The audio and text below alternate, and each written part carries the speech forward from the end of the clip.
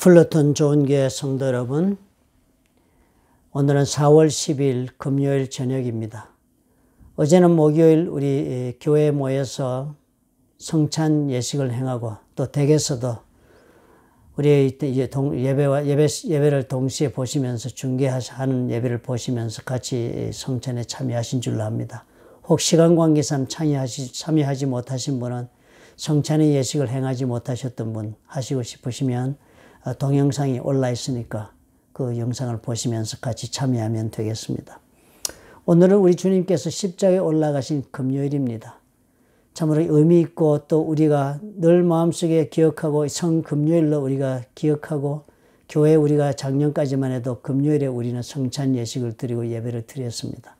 그런데 올해는 우리가 이 코로나 사태 때문에 모두 다 모일 수가 없기에 주님께서 특별히 그 해만은 성찬의 예식을 목요일에 행했던 것을 우리가 복음서에서 보지 않았습니까? 그래서 주님이 행하신 날에 우리가 한번 그러면 이번에 기회에는 우리가 각자 댁에서 성찬을 행하도록 하자 해서 어제 우리가 성찬 예식을 행했습니다. 그렇게 여러분 기억하시고 양해해 주시기 바랍니다. 오늘은 우리 주님께서 십자가에 못 박히신 날이니까요. 십자가에 주님께서는 6시에 올라가셨습니다. 낮 12시에 십자가에 못 박히셨고 그리고서는 9시에 운명하신 것으로 그렇게 기록되어 있습니다. 오후 3시에 운명하셨어요. 그 3시간 동안 십자가에 매달려 고통을 당하시는 동안에 주님께서 무슨 말씀을 하셨는가가 복음서에 기록되어 있습니다. 전체적으로 7마디의 말씀을 하신 것으로 우리가 찾아볼 수 있습니다. 오늘은 그 7마디 말씀을 보면서 주님이 어떤 마음으로 그 과정을 거쳐갔는지를 우리가 같이 묵상함으로 주님의 그 고통에 우리가 동참하고 은혜의 길을 우리가 같이 동참하도록 하겠습니다. 첫째로 이 예수님께서 십자가에 못 박히실 때 많은 사람들이 예수께서 죄가 없다는 것을 알고 있었습니다. 그리고 누구보다도 빌라도가 예수님 무죄인 것을 알고 있었습니다. 그러니까 빌라도가 사형을 집행하게 했지만은 십자가형을 집행하겠지만 그냥 예수만 홀로 십자가에 매달면 그 죄 없는 사람을 매달은 것이라는 사실이 너무나 뚜렷하게 보여질 것이 분명하니까 사형 언도를 받은 행악자 2명을 같이 십자가에 못 박도록 그렇게 했습니다. 그래서 그 행악자 2명과 함께 십자가의 해골이라고 하는 곳에 이르러서 한 예수를 십자가에 못 박고 2 행악자도 그렇게 못을 박아서 하나는 우편에 또 한 강도는 좌편에 그렇게 못을 십자가에 못 박아서 세워놓았습니다. 그랬을 때 그 많은 군중들이 그 가운데 모여들어서 정말 예수 그리스도께서 죄인이라고 그렇게 예수를 비난하고 십자가에 못 박고서 사던 그 많은 군중들 그리고 또 아무 이유 없이 자기들의 삶의 편의와 이익을 위해서 예수를 십자가에 못 박게 한 사두개인들 그리고 또 빌라도 이 모든 사람들을 두고서 예수님이 이렇게 말씀을 하셨습니다.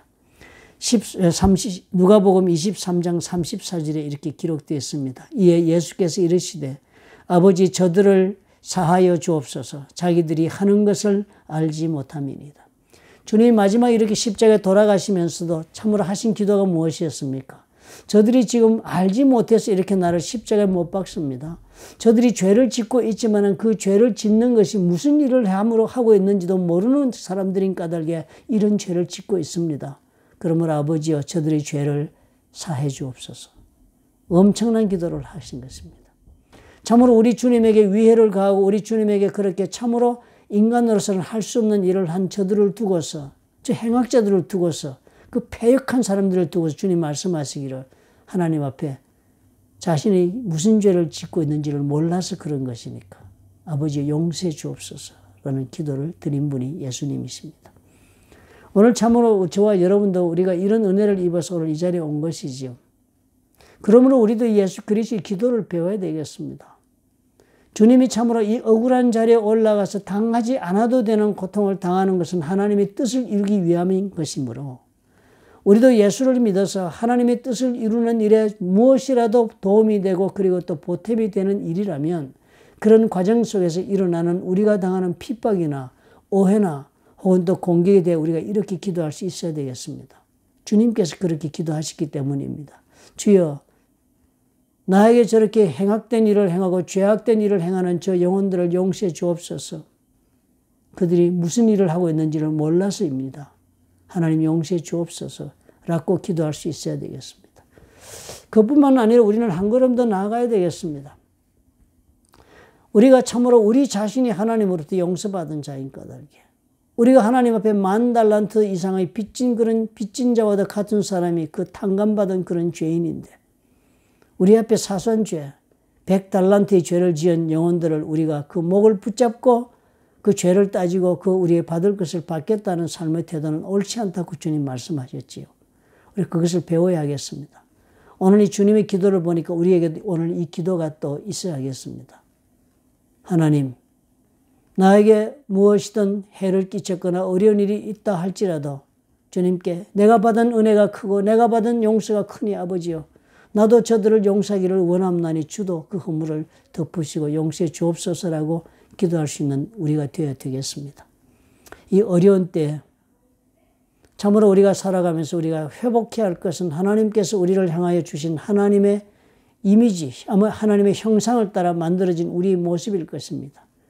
우리 아버지의 모습은 우리에게 오늘 어떻게 다가왔습니까?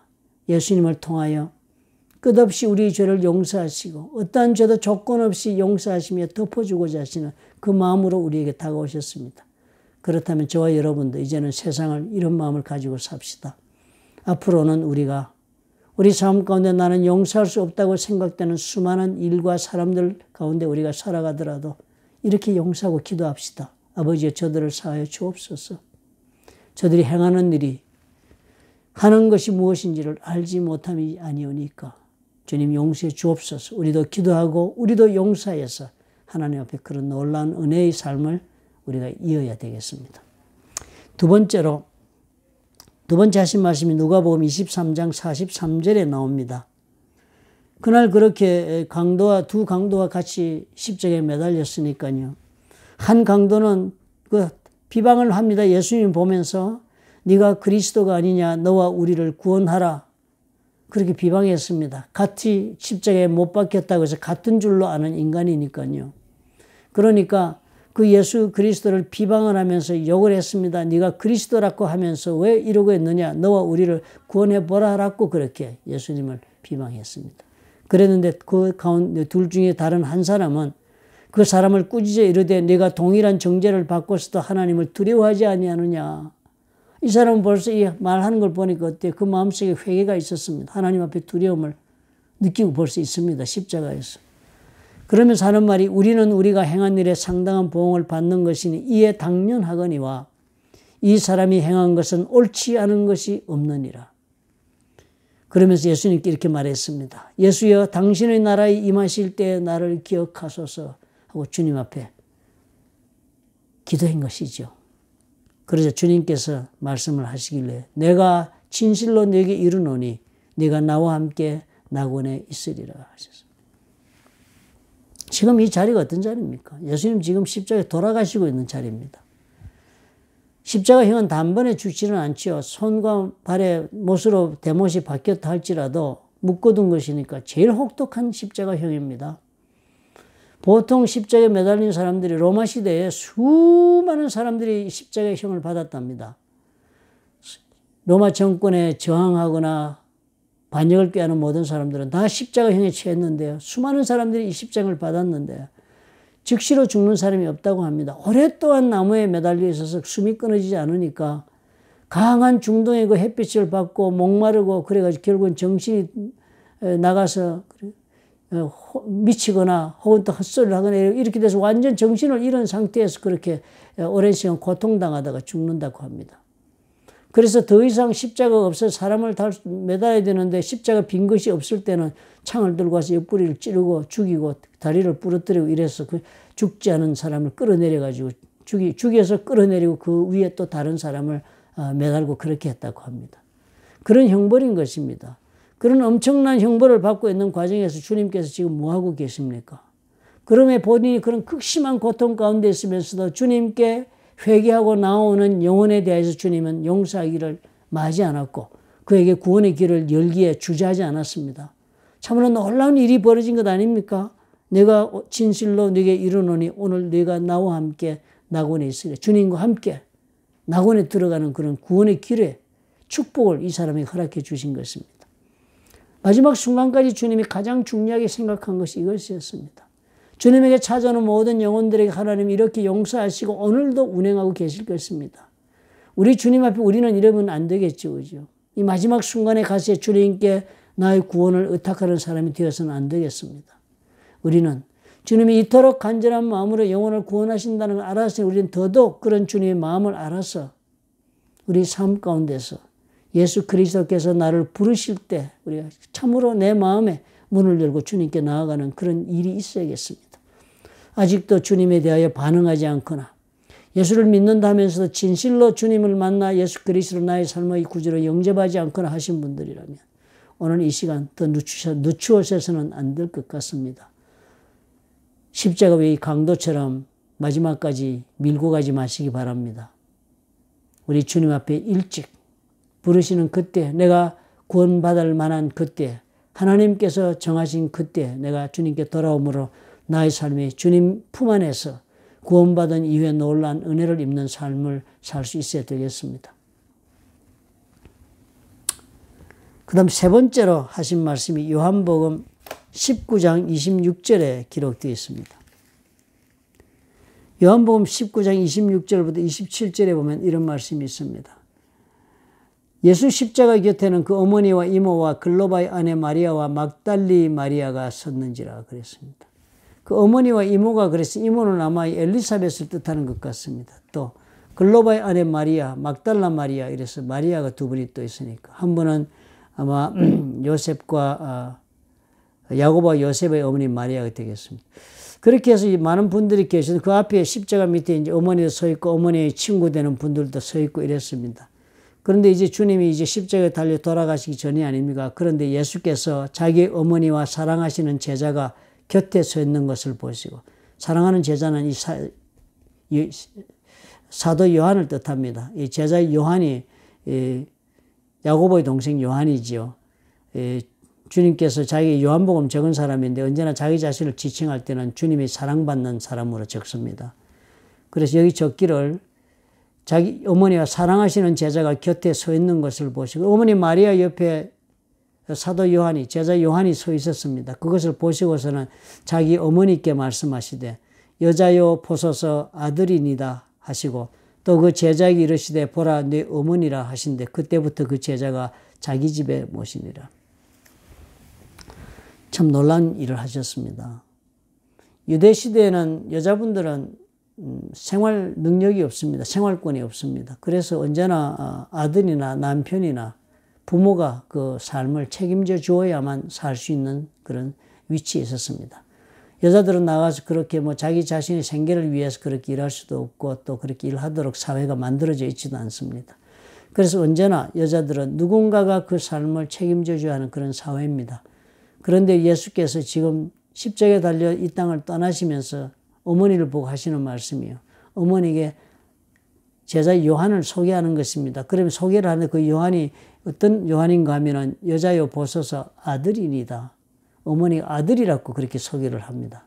아들 삼아 앞으로 살라고 아마 주님이 그렇게 말씀하셨겠죠. 앞으로는 제 대신에 이 요한이 아들입니다. 이런 뜻이 될 것입니다. 그러니까 주님께서는 이때까지 예수님이 사역하시면서 어머니 마리아도 주님께서 다 그 뒤를 모시고 복양하면서 어머니 모시고 부모에게 효도하면서 주님이 오늘까지 살아온 것이 분명해 보입니다. 그러니까 이제 어머니를 뒤에 두고 먼저 이 세상을 떠나게 되니까 그 어머니 홀로 사는 것이 염려되고 걱정이 되어서 그 조치가 제자 요한에게 당부하는 것입니다. 앞으로는 요한이 어머니 아들 노릇 할 것입니다. 그리고는 요한을 바라보고서는 네 어머니다. 앞으로 내 어머니로 모시고 살아라. 그렇게 부탁을 했습니다. 참 놀랍게도 요한은 제자들 가운데 가장 오래 살았습니다. 로마 시대 환란을 통하면서도 요한은 죽지 않고 끝까지 남아서 요한 계시록도 밤모섬에서 쓰고 그러지 않았습니까? 그런데 그 요한에게 어머니를 부탁을 했습니다. 참 우리 예수님께서는 우리에게 영적인 양식을 먹이고 우리 참으로 우리가 영적으로 하나님을 깨달아 하나님 앞에 어떤 삶을 사는가에만 그렇게 관심이 있었던 것이 결코 아닌 것을 봅니다. 우리의 현실의 삶에서도 우리 하나님이 원하시는 모양의 삶, 우리 하나님이 허락하시는 분복의 삶을 누리고 사는 일에 우리 주님도 지극한 관심을 가지고 계셨던 것을 우리가 확인하는 것입니다. 참으로 감사하지 않아요? 우리 하나님께서, 우리 예수님께서 우리에게 이런 관심을 가지고 우리를 보고 계신다는 너무나도 중요한 점입니다. 우리는 예수를 믿으면 이 세상의 있건 모든 것을 다 버리려 한다고 생각하는 것 때문에 주저하지요. 그러나 우리 주님께서 버리려 하는 것은 우리의 삶에 멸망으로 가는 그런 것들이 되니까 우리로 하여금 죄짓게 하고 우리로 하여금 하나님을 믿는 일을 믿지 못하게 만드는 일들이니까, 믿음을 회방하는 일들이니까 주님께서 버리라고 하신 것이지, 이 땅에 사는 삶을 부정한 것이 아닙니다. 이 땅에서도 하나님의 자녀로서 마땅히 누리고 살아야 할 것은 누리고 살고 필요한 것은 필요를 채우신다고 주님은 마태복음에서 약속하신 것입니다. 우리는 그런 까닭에 이 땅에서 욕심으로 살기보다는 우리 하나님이 허락하신 삶, 하늘나라의 백성으로서 그 자녀가 되어 우리에게 당부하신 하나님이 이를 감당하기 필요한 모든 것은 하나님께 구하면서 살 수 있는 그런 권리와 축복이 있는 것입니다. 마태복음 6장 31절도 그래서 주신 말씀입니다. 너희는 먼저 그의와 그의 나라와 그 의를 구하라. 그리하면 이 모든 것을 그 위에 더하시리라 그랬습니다. 우리가 먼저 하나님의 나라의 백성으로서 우리가 해야 할 일을, 하나님 나라의 일을 하면 나머지는 하나님께서 다 채워주신다 했습니다. 먹고 입고 사는 것이 하나님의 돌보심 가운데 있다 말씀하시거든요. 오늘 보니까 틀림없이 주님이 그렇게 하시는 것을 봅니다. 정말 얼마나 감사합니까? 그럼 우리가 오늘부터는 우리 욕심을 버리고 삽시다. 이 성금요일 우리가 참으로 거룩한 하루로 기념한다 하면서 그냥 기념만 하면 무엇 하겠습니까? 예배만 드리면 무엇 하겠습니까? 그 예배를 통해 우리 삶 가운데 하나님의 그런 계획하신 뜻이 이루어지는 그런 일들이 시작되어야 하지 않겠습니까? 그러자면 오늘 보니까 그러네요. 주께서 나의 오늘의 삶, 이 땅에서 삶을 다 책임지고 계시네요. 그런 주님이시네요. 그러니까 죽기 직전까지 이 일을 가지고 하나님 앞에서 예수님은 자신의 어머니의 모시는 문제까지도 세밀하게 제자 요한에게 부탁하는 말씀까지 하시지 않았습니까? 오늘 우리 그런 하나님을 알고 그런 예수님을 알아서 이제 우리가 담대합시다. 정말 천국의 가치 있는 것들을 위해 오늘을 담대하게 살아가서 우리 하나님이 공급하시는 것으로 삽시다. 너무 필요 이상을 우리가 탐하기 위하여 애쓰며 인생을 탕진할 것이 아니라 필요를 채우시는 하나님 앞에 주시는 모든 것으로 풍성하게 하나님 나라를 위해 섬기는 저와 여러분이 될 수 있다면 그 이상의 축복이 없을 것으로 보여집니다. 그 다음에 주님께서 네 번째로 하신 말씀이 있습니다. 마태복음 27장 46절입니다. 마태복음 27장 46절이에요.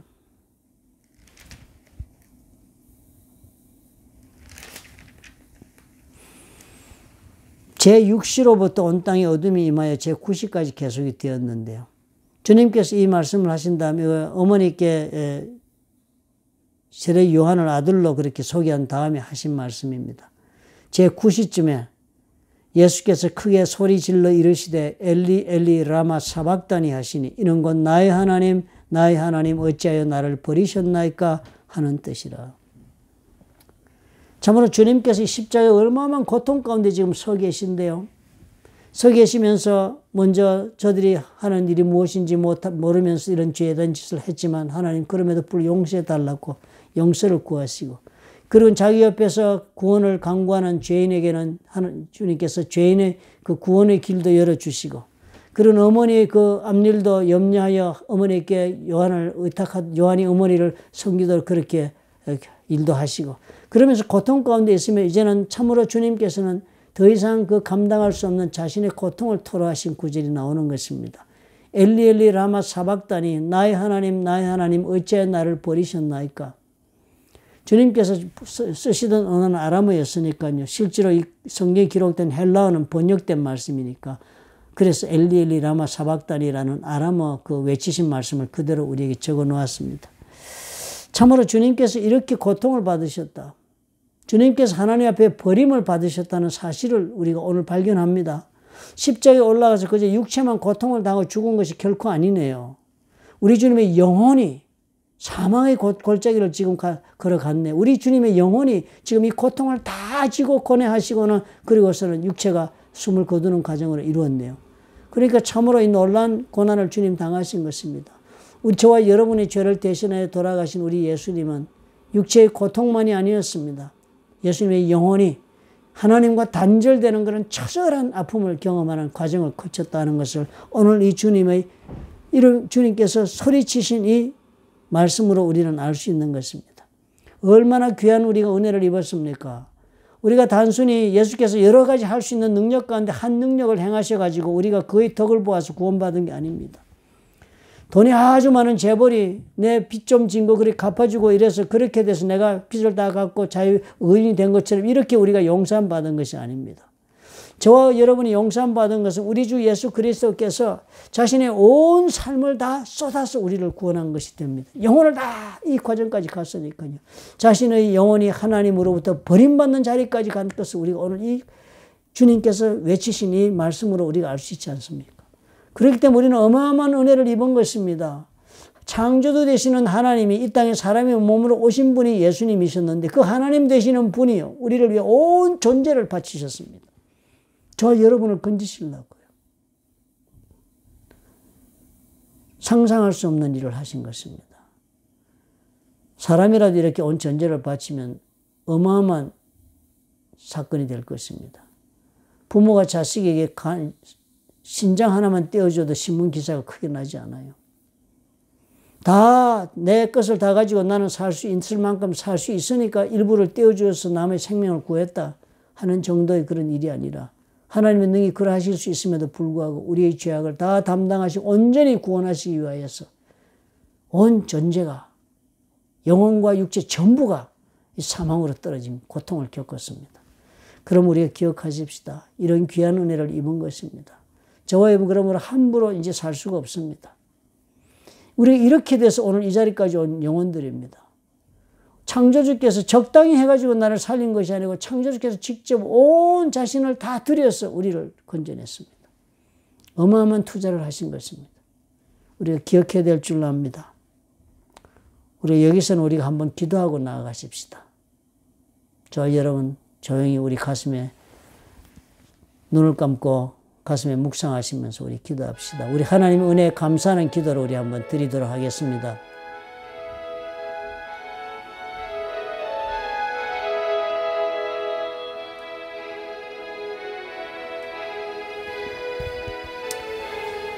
사랑의 하나님 아버지,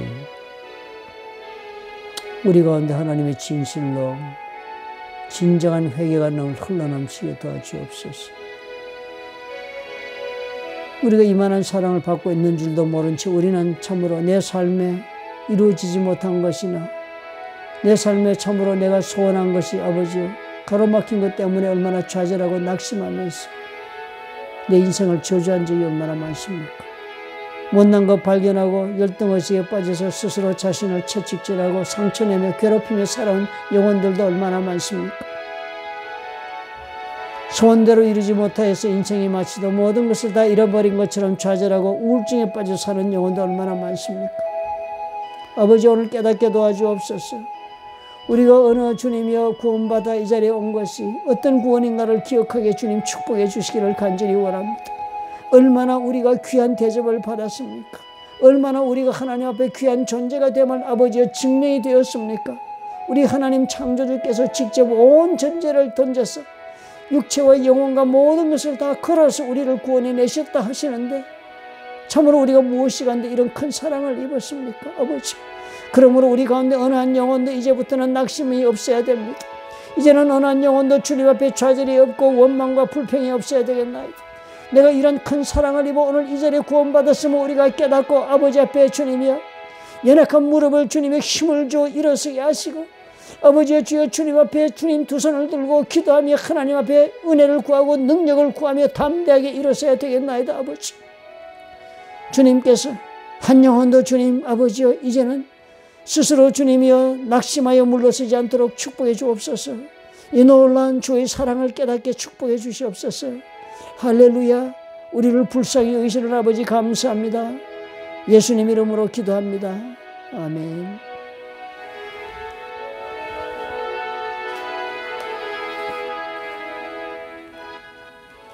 참으로 우리 주님께서 그렇게 구원한 영혼들입니다. 내가 이렇게 살면서 돌아보면 미워해도 될 만한 사람이 수도 없지 않습니까? 나에게 잘못한 사람 용서하고 싶지 않은 사람도 얼마나 많습니까? 아니면 까닭없이 그냥 싫어서 가까이 하고 싶지도 않아 그렇게 무정하게 대해온 사람들도 얼마나 많습니까? 가만히 오늘 보십시다. 우리 주님은 어떻게 우리를 구원하셨습니까? 내가 하찮게 생각하는 그 영혼들이 다 주님은 어떻게 구원하셨습니까? 주님의 온 존재를 걸고 구원하신 대상이 바로 그분들이었습니다. 그렇다면 우리가 그런 주님을 사랑한다면 주님께서 사랑하여 건지신 그 영혼을 우리가 사랑하지 않을 수가 없어야 되겠습니다. 이제 오늘부터는 우리 마음을 활짝 열어서 미움도 그리고 또 용서하지 못한다고 스스로 말했던 모든 것들도 다 이제 은혜의 강물에 흘러버리고 언제나 용서하고 언제나 또 품어주기를 즐겨하며 언제나 남을 세우고 살려주기를 기뻐하는 그런 삶을 우리가 살아가야 되겠습니다. 예수님의 전 존재가 걸린 영혼들이니까요. 귀하게 보아야지요. 다음 말씀 보겠습니다. 요한복음 19장 28절이 되겠습니다. 요한복음 19장 28절입니다.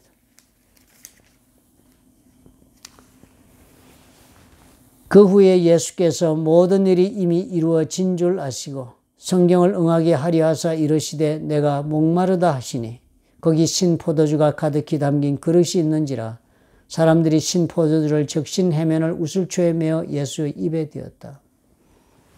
십자가에 매달리면 대단히 갈증도 나고 고통이 엄청나니까요. 그 당시는 아무리 죄수들이지만 너무 고통받는 시간이 기니까 아마 이 신포도주 같은 것을 이렇게 조금씩 입에 대어주거나 마시게 해준 것으로 그렇게 생각이 됩니다. 이 당시는 이것이 진통을 조금이라도 진정시키는 효과가 있다고 그렇게 생각하고 아마 이렇게 한 것 같습니다.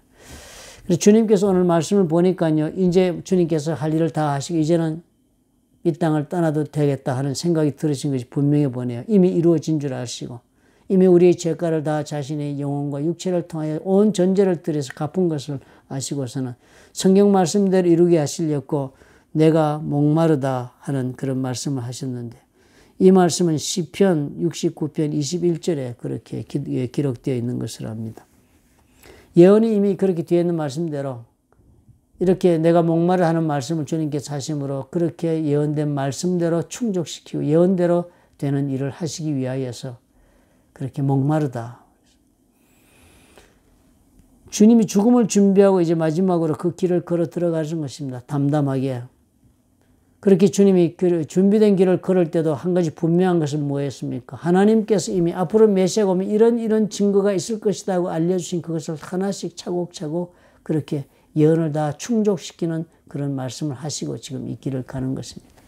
죽는 순간까지 철저하게 하나님의 그 계획하심에 온전한 순종이요. 그리고 또 그 순종을 따라 역사했습니다. 주님께서. 참으로 주님은 언제나 이 모든 것이 그 목표에 충실했습니다. 자신이 예정된 길을 걷는 데 조금도 흐트러짐이 없었습니다. 그렇기 때문에 예언이 다 충족이 되었지요. 우리가 이 주님의 모습을 보면서 우리도 우리 자신에게 우리가 하나님 앞에도 이렇게 걸어갈 수 있도록 기도해야 되겠습니다. 저와 여러분이요. 하나님이 우리를 향하여 가지고 계신 계획대로 우리가 살 수 있도록 기도해야 되겠습니다. 하나님이 만세전부터 저와 여러분 앞길에 예정하시고 이렇게 이루어지도록 해야 되겠다라고 하나님께서 미리미리 세워놓으신 모든 그 계획들이 다 이루어질 수 있도록 우리가 그 계획을 따라 완전히 걸어가서 하나님의 뜻을 다 이룰 수 있도록 우리가 기도해야 되겠습니다. 예수님처럼. 우리가 그 길을 다 끝난 후에야 천국에 가서 우리 주님 앞에 서야겠죠. 우리가 그런 놀라운 기도가 있어야 되겠습니다. 저와 여러분 오늘날 우리 앞에 놓여 있는 하나님이 기뻐하시는 일들이 얼마나 많습니까? 이 일이 참으로 주님께서 저와 여러분의 앞길에 미리 우리가 감당하라고 주어진 일이라면 그것을 안다면 우리가 그 일을 대하는 자세가 어떻게 되겠습니까? 저는 많은 분들께 오늘 이 질문을 드리고 싶습니다. 하나님의 교회를 이루고 몸된 교회를 이루고 하나님의 역사를 이루기 위해서 우리가 동참하고 있는 일이 얼마나 많습니까? 아니면 동참해달라고 부름받는 자리가 얼마나 많습니까? 선교하는 일에, 영혼을 구하는 전도하는 일에, 교회를 유지하고 세우는 일에, 또 그 외 수많은 하나님의 나라를 이루는 일에, 또 성도를 돌보고 그 영혼을 돌보는 일에